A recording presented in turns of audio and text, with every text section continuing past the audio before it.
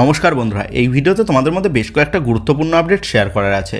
সেক্ষেত্রে ভিডিওর লেন্থটা একটু বড় হতে চলেছে, তো আশা করছি ভিডিওটা না স্কিপ করে তোমরা পুরোটা দেখবে। আর যদি ভিডিওটা ভালো লেগে থাকে তাহলে কিন্তু অবশ্যই ভিডিওতে লাইক দিয়ে চ্যানেলটা তোমরা সাবস্ক্রাইব করে রেখো, কারণ তুমি কিন্তু এখানে তোমার প্রিয় দলের সমস্ত রকম খেলার খবর সবার আগে পেয়ে যাবে।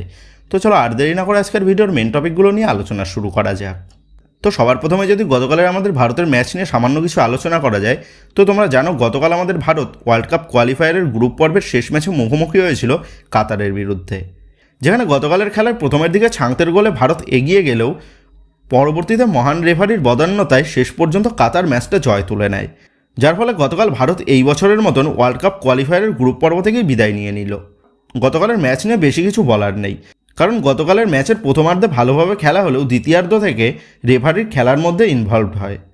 আর একটা কমা দলকে যদি রেফারি টেনে খেলায় তাহলে সেই দল ভয়ঙ্কর রূপ ধারণ করে। সেখানে কাতারের মতন দলকে কেন টেনে খেলালো সেটাই কিন্তু বোঝা মুশকিল, যেখানে কাতার কিন্তু ইতিমধ্যেই পরবর্তী রাউন্ডের জন্য কোয়ালিফাই করে গেছিল। তো গতকাল যদি আমাদের ভারত শেষ পর্যন্ত ম্যাচটা জিতে যেত তাহলে কিন্তু ভারত পরবর্তী রাউন্ডের জন্য কোয়ালিফাই করে যেত। গতকালের ম্যাচে ভারতকে হারানোর জন্য যে লেভেলে রেফারিং হয়েছে তার থেকে আমাদের ভারতীয় রেফারি রাহুল কুমার গুপ্তা বা ক্রিস্টাল জন এরা আইএসএলে কিন্তু অনেক ভালো রেফারিং করে আমার যা মনে হয়।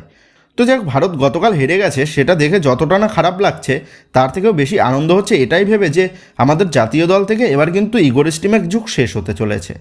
তো বন্ধুরা, তোমাদের মতে আমাদের জাতীয় দলের পরবর্তী হেড কোচ হিসেবে তোমরা কাকে দেখতে পেলে বেশি খুশি হবে, এই বিষয়ে তোমাদের মতামতটা অবশ্যই নিচে কমেন্ট করে জানিয়ে দিও।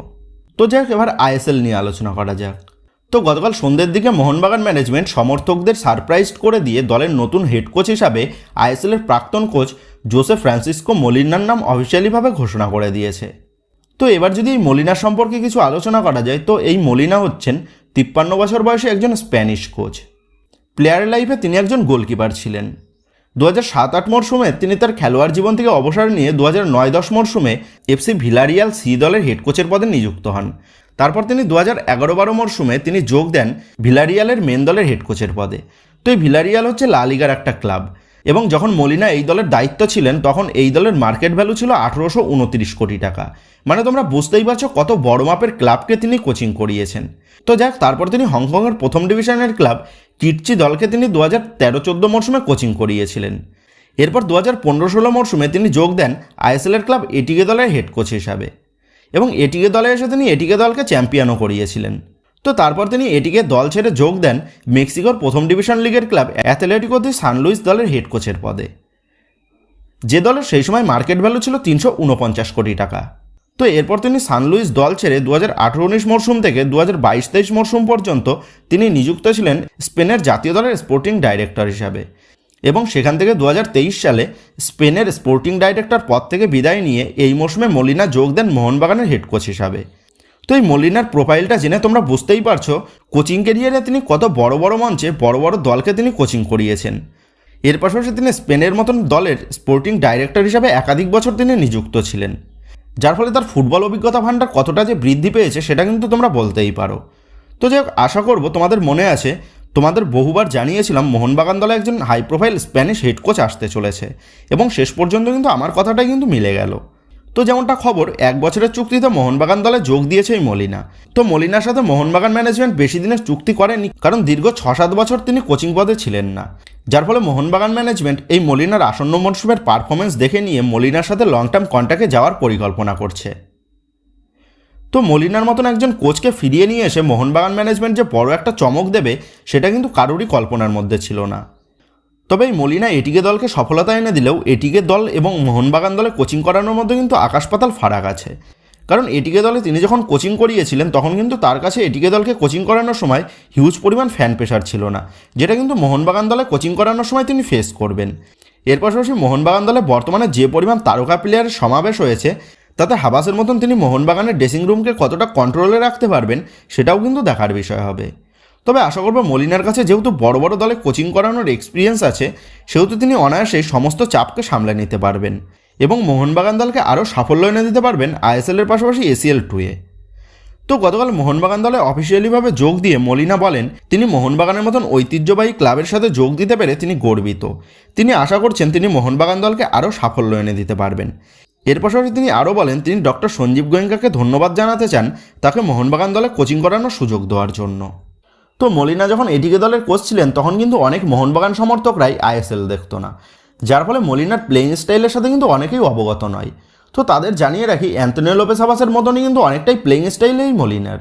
তবে হাবাস একটু ডিফেন্সিভ মাইন্ডের কোচ হলেও গত মরশুমে তিনি কিন্তু মোহনবাগান দলকে অ্যাটাকিং ফুটবল খেলিয়েছিলেন, কারণ মোহনবাগান দলে বর্তমান যে স্কোয়াড রয়েছে তাতে মোহনবাগানকে কিন্তু অ্যাটাকিং ফুটবল খেলানো ছাড়া আর কোনো উপায় নেই। আর মলিনার কাছে যেহেতু হিউজ এক্সপিরিয়েন্স আছে, তাতে আশা করা যাচ্ছে হাবাসের আন্ডারে গত মরশুমে আমরা যেমন অ্যাটাকিং ফুটবল খেলতে দেখেছিলাম মোহনবাগান দলকে, ঠিক একই রকমই অ্যাটাকিং ফুটবল আপকামিং সিজনেও দেখতে পাবো মোহনবাগান দলের। তো এখন এটাই দেখার বিষয় হবে মোহনবাগান দলকে আগামীতে কতটা সফলতা এনে দিতে পারে এই মলিনা।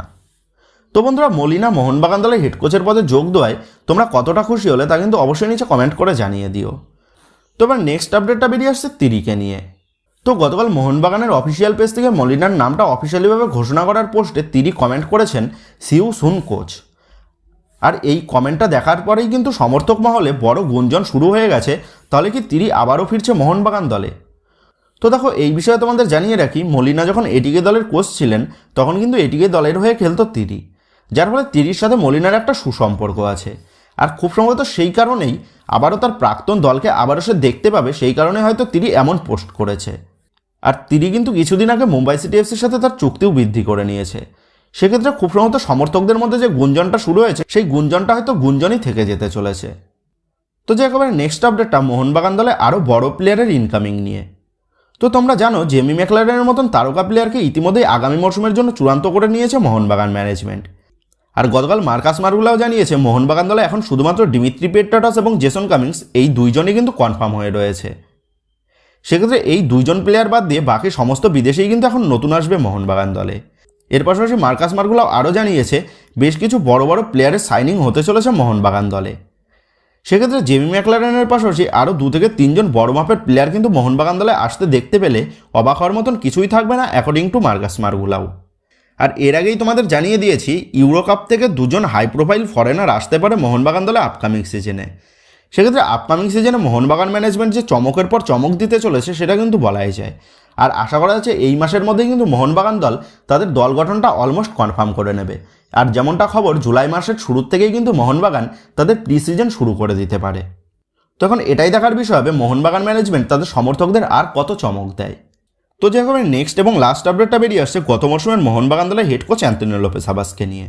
তো এতদিন পর্যন্ত যেমনটা খবর ছিল আপকামিং সিজনে coach Antonio Lopez Habas Mohun Bagan দলের আর হেড কোচের পদে থাকছে না, তবে তিনি আপকামিং সিজনে আবারও মোহনবাগান দলের টিডি হিসাবে যোগ দিতে পারেন। তবে গতকাল এমবিএফটি তারা তাদের রিপোর্ট অনুযায়ী যেমনটা দাবি করেছে খুব সম্ভবত অ্যান্তোনিও লোপেস হাবাস আর মোহনবাগান দলের টিডি পদে থাকছে না, কারণ বর্তমানে তার শারীরিক পরিস্থিতির দিকে নজর দিয়ে তার পরিবার তাকে আর ভারতে আসতে দিতে চাইছে না।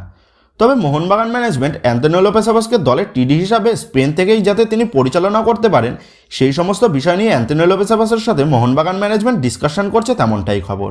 তখন এটাই দেখার বিষয় হবে আপকামিং সিজনে অ্যান্তোনিও লোপেস হাবাস তার ভবিষ্যৎ নিয়ে কোন পরিকল্পনা নেয়। তো বন্ধুরা, তোমাদের মতে অ্যান্তোনিও লোপেস হাবাসকে মোহনবাগান দলে আপকামিং সিজনে রেখে দেওয়া উচিত নাকি ছেড়ে দেওয়া উচিত, এই বিষয়ে তোমাদের মতামতটা অবশ্যই নিচে কমেন্ট করে জানিয়ে দিও। তো এবার নেক্সট আপডেটটা বেরিয়ে আসছে ইস্ট বেঙ্গলকে নিয়ে। তো গত মরশুমে ইস্ট বেঙ্গল দলের অন্যতম সেরা বিদেশি ছিলেন তাদের মিডফিল্ডার সাউল ক্রেসপো।